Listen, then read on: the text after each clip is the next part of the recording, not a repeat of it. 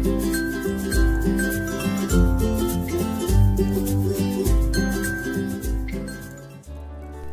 guys, selamat sore. Ketemu lagi dengan Fred Channel. Apa kabar teman-teman semua? Senang sekali bisa ketemu dengan teman-teman.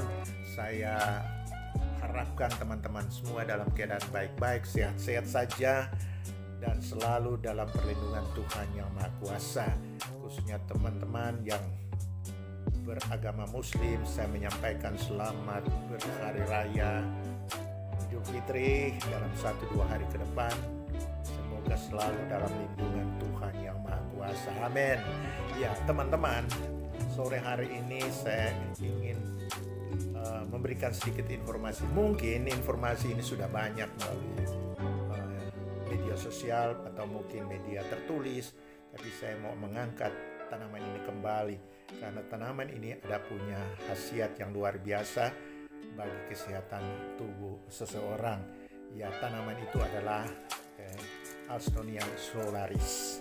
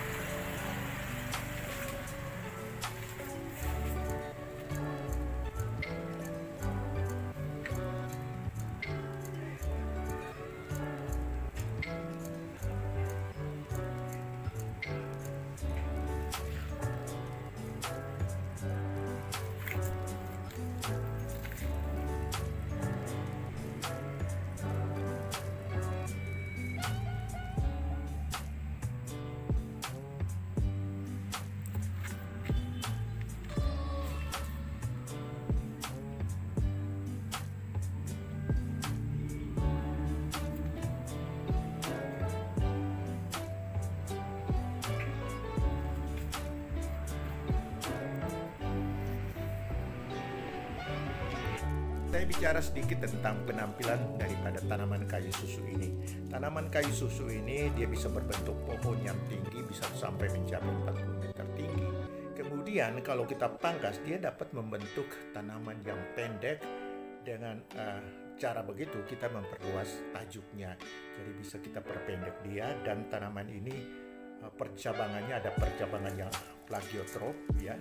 Kemudian percabangan yang ortotrop. Ortotrop ini juga akan membentuk percabangan yang plagiotrop. Jadi ini bisa dibentuk bertahap. Ya seperti tanaman karet, jadi ada tahapan pertama, ya payung pertama, ada payung kedua, ketiga, dan sebagainya. Bisa kita bentuk seperti itu. Ya, kemudian percabangannya indah sekali.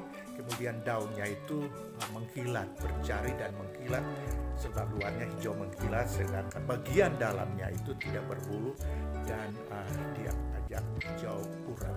Ya, ini tanamannya seperti itu. Kemudian perakarannya juga cepat sekali dan dapat menjalar ke segala arah, dan pertumbuhannya cukup cepat. Kita bisa memperbanyak tanaman ini bisa juga dengan biji ataupun juga dengan stek. Yang jadi stek paling gampang untuk diperbanyak. Inilah tanaman kayu susu yang kita kenal umumnya di Papua, disebut juga sebagai tanaman pule atau Alstonia solaris. Oke teman-teman.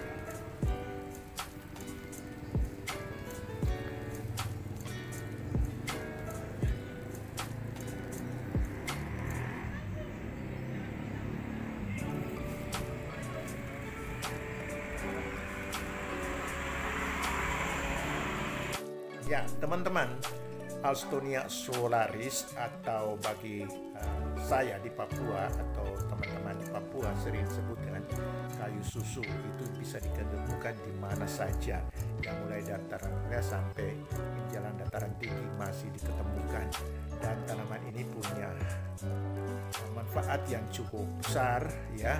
Dia bisa digunakan sebagai tanaman hias, untuk tanaman khususnya untuk tanaman di halaman, penghias halaman ya, bisa ditanam seperti itu.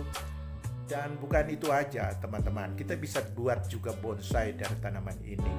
Bonsai pun bisa terbentuk secara alam kalau memang kita usahakan untuk dipangkas, dibentuk, dia akan membentuk bonsai ya.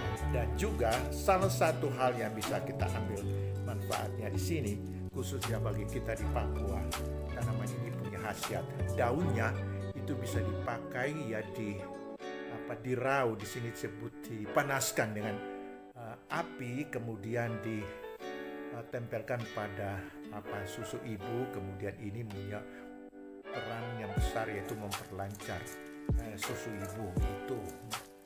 Dan salah satu lagi manfaatnya yang paling kita kenal di sini adalah bahwa tanaman ini khususnya kulitnya ini bisa kita ambil ya. Jelas bahwa kulit tanaman kayu susu ini bergetah, getahnya banyak ya. Kita ambil, kita cuci, kemudian kita rebus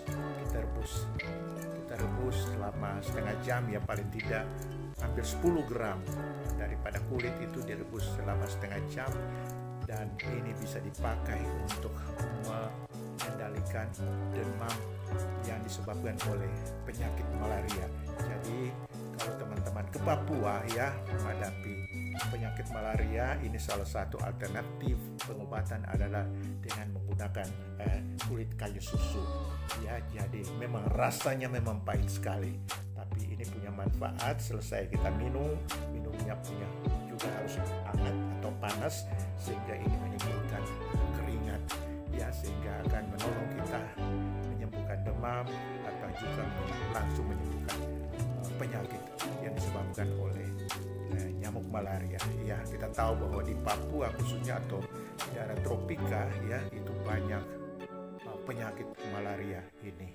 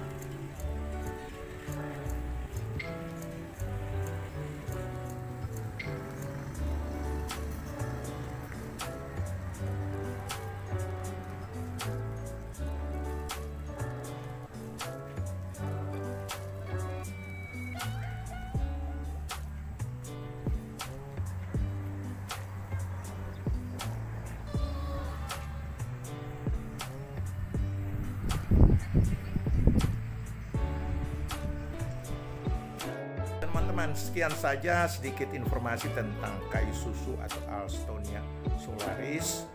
Mudah-mudahan informasi ini ada manfaatnya, khususnya bagi teman-teman di Papua, saudara-saudara saya yang ada di Papua. Jangan tebang kayu ini sembarang. Kayu ini ada manfaatnya juga untuk kayu bangunan ya, walaupun dia lembek tapi juga bisa digunakan juga untuk bahan ukiran ataupun juga digunakan untuk keperluan lain. Jadi jangan ditebang, dibuang sembarangan, jangan dihilangkan, dijaga tanaman ini sehingga dapat digenerasikan untuk keturunan kita nanti ke depan. Itu aja informasi dari saya, kiranya ada manfaatnya dan Tuhan memberkati kita semua. Salam.